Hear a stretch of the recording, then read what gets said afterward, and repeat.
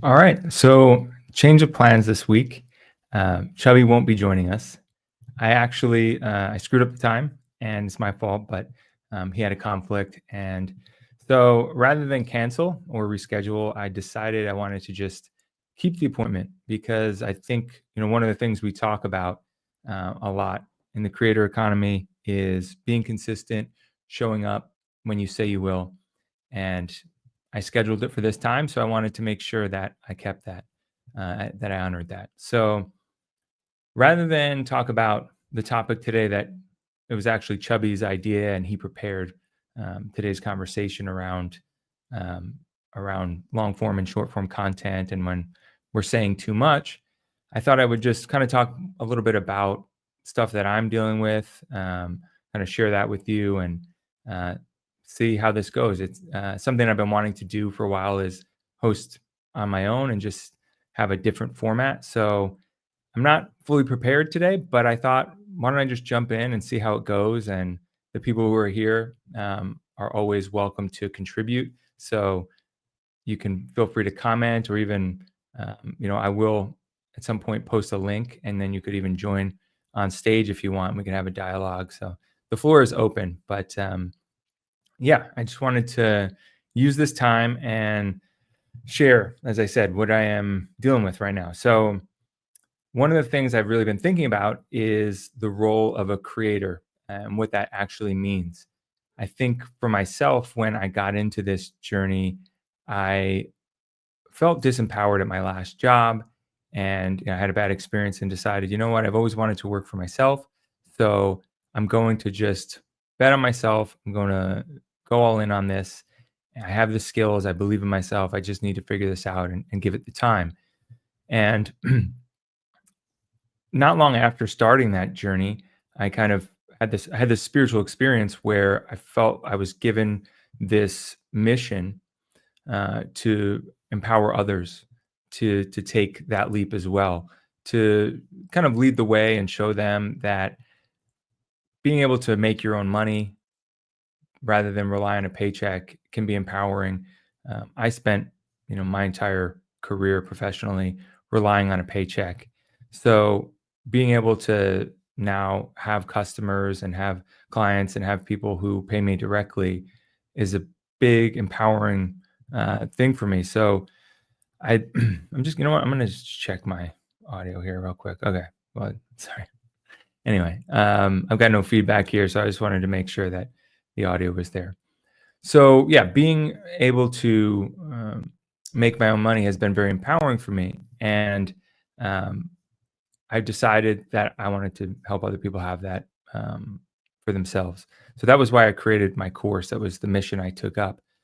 But as I've delved into this, it seems like it's become a bigger mission than that. Even I always believed that people were blocked by fear of finances, that they were sort of coerced into working and doing things that they didn't want to do throughout the day. And maybe that's my own, and I'm projecting it on people. I'm sure many people are happy in their jobs and careers, but a lot of people I know often don't like their jobs. They're not happy in their careers. They don't want to go to work. And so they want to be doing something else. And so I thought,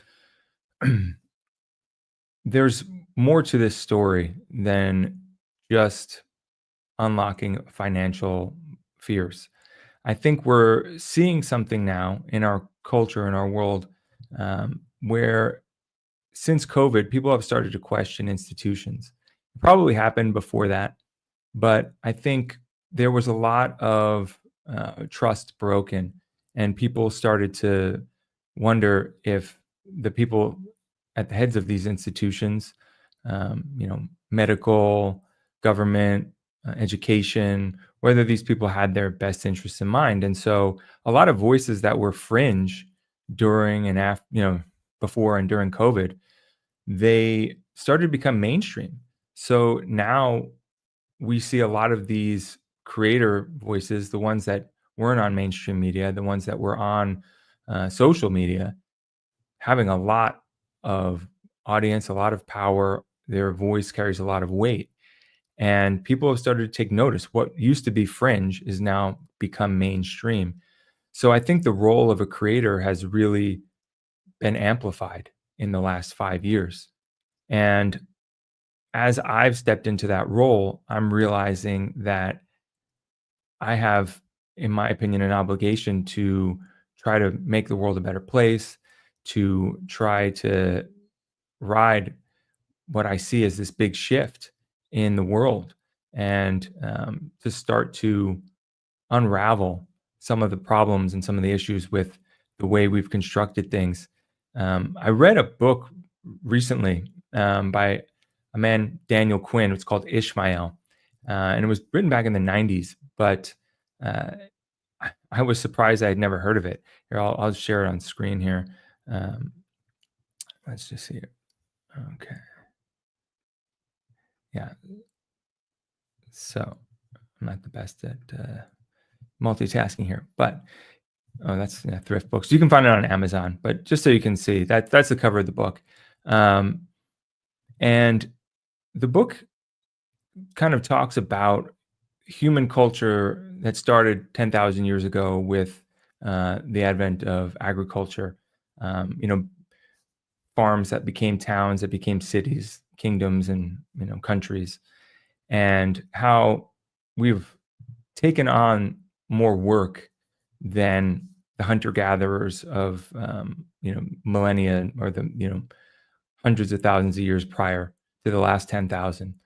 And it talks about how with farming we've essentially taken on a lifestyle that requires us to continue to produce more food, to expand, and to always be growing. And so we kind of see that in our capitalist culture.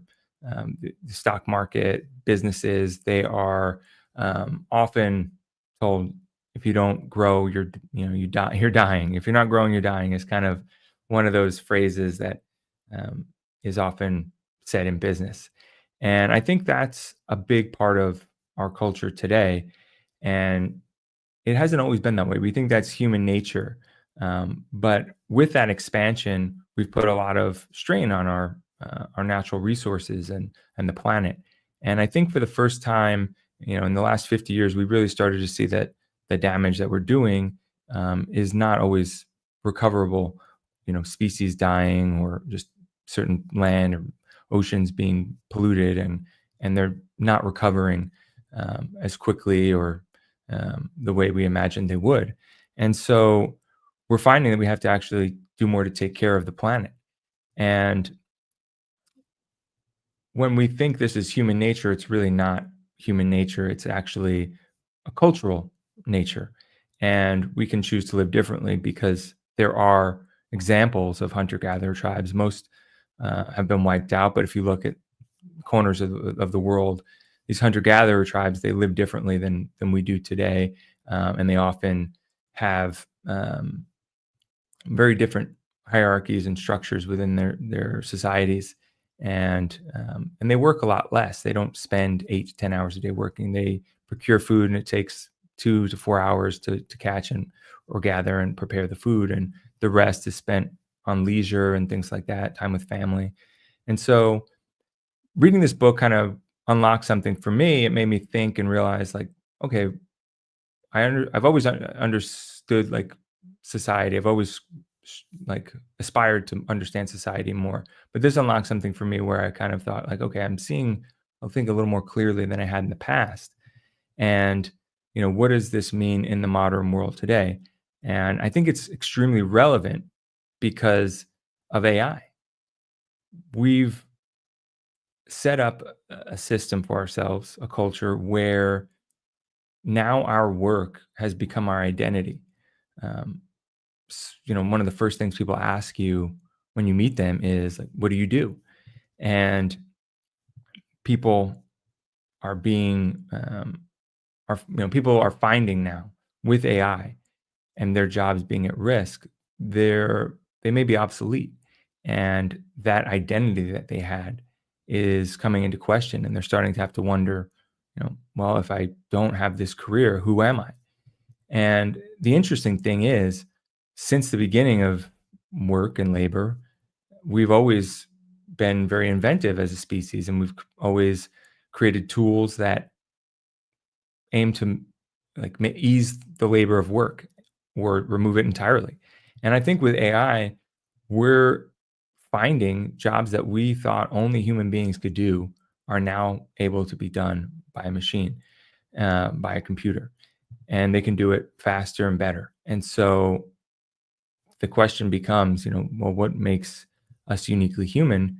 If we don't have this special skill that we identify with anymore, if we've outsourced that now to our tools, what do we do with our time? What is our identity? So I think we're entering this new phase in human society, in our cultural evolution, where we're going to have to redefine that for ourselves. And I think that's the cool thing about um, the internet, starting an online business, entering what people like to call the creator economy. You're able to look at what it is you enjoy doing, how you like spending your time, what your interests are, and figure out ways to bring value to the world and to share that with people, and to make money doing it and sustain yourself. Yeah. So I think it's a very freeing time. We're kind of freaking out. A lot of people worried that like our job has been taken from us. But I think we've actually been liberated from doing work we weren't really meant to do. These very specialized, tedious tasks that we've now, as our population has grown, kind of funnel people down to very repetitive, simple careers. Or shouldn't say simple. I think a lot of them are uh, take years to learn, but they're very specialized. Specialized is a better word for it. So yeah, I think we're entering a very unique time in history, unlike any before. And we're just going to see more and more as people get laid off, their careers and industries disrupted, that they need to redefine for themselves what it is they'll do with their time. There'll be more jobs, and already like there's people with jobs training AIs. So those jobs didn't exist 15 years ago, but now they do. And so there'll be more and more jobs created. Supposedly, technology creates more jobs than it makes obsolete. But um, I don't know what those new jobs will look like. I don't think many people do. But for me, rather than try to hurry back into a new job and figure out, okay, what's the new career that I can get within this system, I'm trying to figure out and redefine for myself what it is I want to do with my life and how I want to spend my time, and how can I navigate within the existing system that we've built of capitalism, and do it in a way that resonates with me, that feels good for me, and if I find fulfilling. And I'm not never advocating, people. I'm not saying let's go back to hunter gatherer days. I understand the world has changed, but within this modern world we've built, I think there is an opportunity for us. And I think those conversations are starting. I think some of these voices, like I said, that were fringe, are now becoming mainstream, and people are starting to wonder if they want to send their kids to school or homeschool. People are deciding that they don't want to be tied down to a single company. They want to freelance and travel. They're changing their schedules and not working 9 to 5, but maybe they're working, in the middle of the night, or um, what other things. Yeah, diet. People are switching, rather than eating like a traditional Western diet. They're kind of going back to these Paleolithic diets and trying to, I think, get back to something that we deep down know we lost. And so these are all kind of things that have been swirling around in my mind and personally, and I've been trying to infuse them into the work that I do. I always want to make sure that I offer value and that I give people actionable tools to improve their lives. But I think with that sometimes comes asking questions and thinking about bigger long term pictures. And philosophical questions that I think enrich one's life and human experience that I know it has for me. So I I guess I'll say, you know, I'd encourage if for the people listening, I'd encourage you to think about what you want your life to look like over the next 5, 10 years. If your job was made obsolete by AI, what would you do instead? What do you want to do? Because I think a lot of us are going to have to redefine what it is that is our career, um, and find ways to kind of catch and hunt food for ourselves. Because I think a lot of these corporations are going to become more and more efficient, and there's going to be a lot of people having to make their own work. So, yeah, if anyone has a question, feel free to add it here in the chat, and you can jump into the conversation here and kind of talk to me about a little bit about what it is that I'm that I'm sharing. Um, I just like I said, if you're just tuning in and you saw the promotion for today and that it was about saying less and being more clear, this is a good example of how it can be challenging. I personally, it's something that I'm dealing with, which is being more concise and clear with my communication. So um, this is a good example of that. But if you're just tuning in based on that, Chubby wasn't able to make it. It was my mistake, and so I decided I was just going to jump in here today and kind of do a one-on-one and kind of talk to you directly and just share some of my thoughts lately. Um, a lot of the things I shared in here are in my newsletter that I posted yesterday. So you can go to my website, andrewhenderson.me, and you can read it there. Or if you're on one of the platforms like LinkedIn, you can read it on here as well. But yeah, I mean, talking for 15, 20 minutes now, I'm realizing like that's not, it's not so easy, not to like pat myself on the back. I'm kind of struggling with it, to be honest. But um, I think it's an interesting challenge. I wanted to kind of throw myself out there and say, hey, like let's see how this goes. So maybe I'll do more of these one-on-ones. Maybe I'll have some guests on, or maybe I'll just have a little bit more of like an outline planned. But I had these talking points just to recap, which is defining the role of a creator today and how that's changed over the last 10 to 15 years, and reading the book Ishmael and how that shifted my perspective in terms of how our culture and how our society functions, and AI entering the picture and how that's disrupting a lot of people's jobs and the work that we've defined for ourselves, and the identities we've built around that work. And then, why I think having a voice going forward and having a way of making your own money online is massively important. So for the people watching, you know, feel free to add comments. I'm going to look at this after the fact. We'll see. I'll watch this back. It's probably going to make me cringe, but um, if you have questions, like throw them in the comments, and I'd love to hear them, and I'd love to talk about some of these topics further. I'm going to be sharing them in my upcoming newsletters and some short form videos, but I always like to have a dialogue and try to just open our minds and open the doors to something new. So for the people watching, thank you for joining me, and I appreciate you sticking around until the end here. So I'm going to cut it off at 20 minutes. I don't want to drag this out longer than need be, but it was fun, and I will see you at the next meeting with Chubby.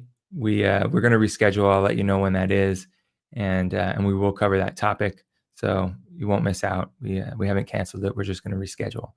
All right. I will see you online.